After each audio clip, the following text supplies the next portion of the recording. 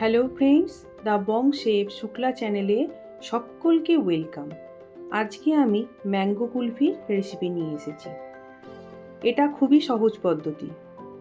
এই সহজ পদ্ধতিতে কিভাবে বাড়িতে এই ম্যাঙ্গো কুলফি বানানো যায় সেই রেসিপিটাই আজকে আমি আপনাদের সাথে শেয়ার করব।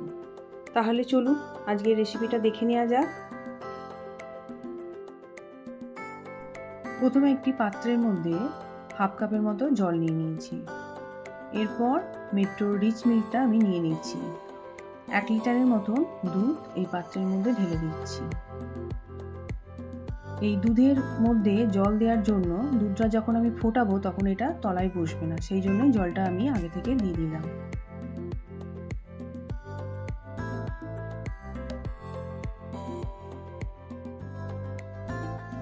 গ্যাসের ফ্লেমটা অন করে দিয়ে পাত্রটাকে আমি বসিয়ে দিচ্ছি। প্রথমে গ্যাসের ফ্লেমটা হাইতে দিয়ে রেখেছি।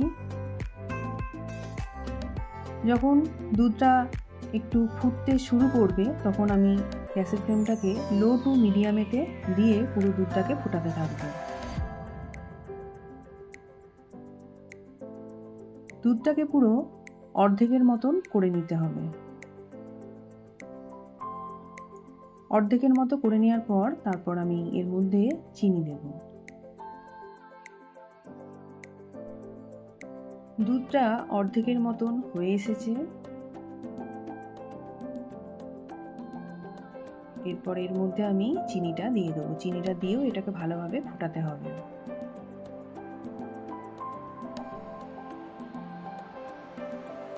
এখানে হাফ কাপের মতন চিনি দিয়ে দিচ্ছি।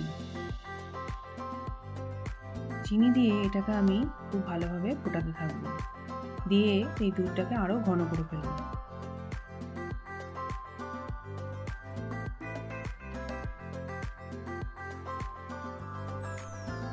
চিনিটা দেওয়ার পর দুধটাকে আমি কন্টিনিউ নাড়তে থাকবো আর গ্যাসের ফ্লেমটাকে মিডিয়াম টু লোতে রাখবো।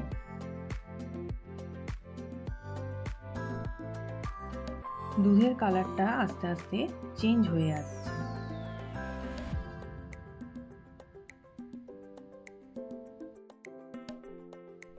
পুরো দুধটাকে ফুটিয়ে 3 ভাগের 1 ভাগ করে নিচ্ছি। দুধের ঘনত্বটা এইরকম হয়ে এসেছে। এরপর আমি গ্যাসের ফ্লেমটাকে অফ করে দেবো। এর থেকে বেশি ঘন করার দরকার নেই, কারণ ঠান্ডা হয়ে গেলে এটা আরও ঘন হয়ে যাবে। এটাকে আমি এবার ভালো করে ঠান্ডা করে নেব। একটা পাকা আমকে এইভাবে কেটে নিয়েছি। এরপর মিক্সার গ্রাইন্ডার জারের মধ্যে এর একটা স্মুথ পেস্ট বানিয়ে নেব।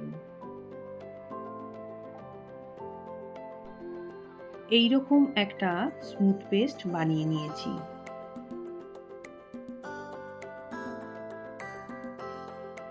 পুরো ঠান্ডা হয়ে যাওয়ার পর এটা আরো ঘন হয়ে গেছে।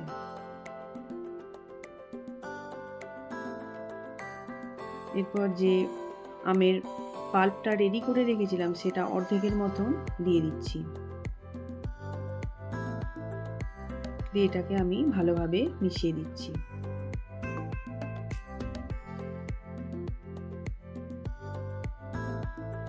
ব্যাস, ভালোভাবে মেশানো হয়ে গেছে। বাকিটাও আমি এর মধ্যে দিয়ে ভালো করে মিশিয়ে নেব।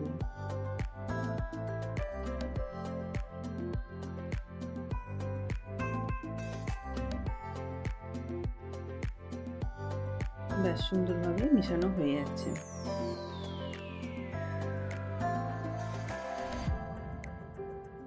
পুরো মিশে যাওয়ার পর এর ঘনত্বটা ঠিক এই রকম থাকবে।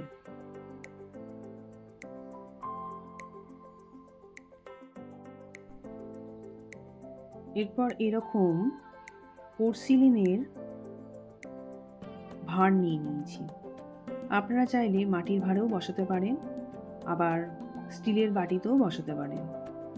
তো এর মধ্যে এবার অল্প অল্প করে দিয়ে দিচ্ছি।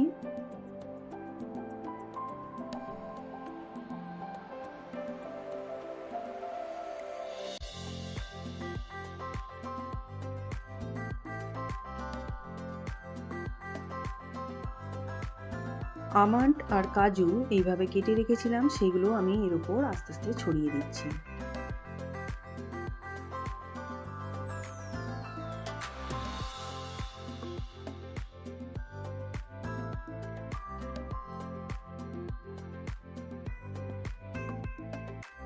এরপর অ্যালুমিনিয়াম ফয়েল দিয়ে মুখগুলোকে এইভাবে বন্ধ করে দিচ্ছি।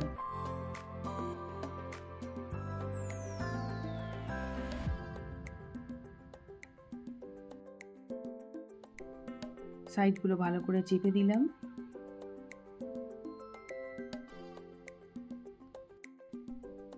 আমন্ড আর কাজু বেশি করে আমার কাটা হয়ে গেছে, সেই জন্য আমি এগুলো এর মধ্যে ছড়িয়ে এটাকে ভালোভাবে মিশিয়ে দিচ্ছি।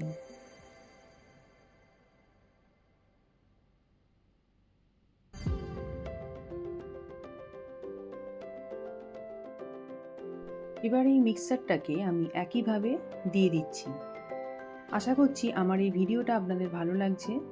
ভালো লেগে থাকলে অবশ্যই লাইক দেবেন, শেয়ার করবেন আর কমেন্ট করে জানাবেন। আর আমার চ্যানেলের নতুন বন্ধুরা চ্যানেলটাকে সাবস্ক্রাইব করে পাশে থাকা বেল আইকনটাকে প্রেস করে দেবেন। আমি ওই একইভাবে কেটে রাখা আমন্ড আর কাজু দিয়ে দিচ্ছি।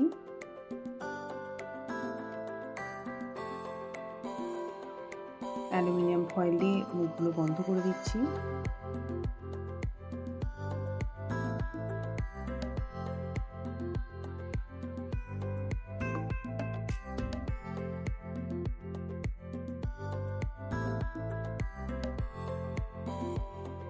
এবার এই ভাঁড়গুলোকে আমি 10 থেকে 12 ঘন্টা ফ্রিজারের মধ্যে রেখে দিচ্ছি। 12 ঘন্টা পর ফ্রিজার থেকে ভাঁড়গুলোকে বার করে নিয়েছি। এরপর প্রত্যেকটা ভাঁড়কে আমি খুলে দেখিয়ে দিচ্ছি। দেখুন সুন্দরভাবে সেট হয়ে গেছে। এটা এখন অনেকটা শক্ত হয়ে আছে। 2 মিনিট বাইরে রাখার পর কুলফিটা খেলে এটা খেতে ভালো লাগবে।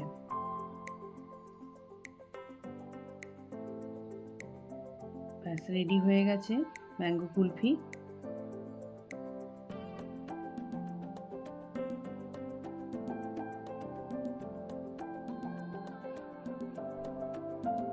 দু মিনিট পর এটা আস্তে আস্তে নরম হয়ে আসছে।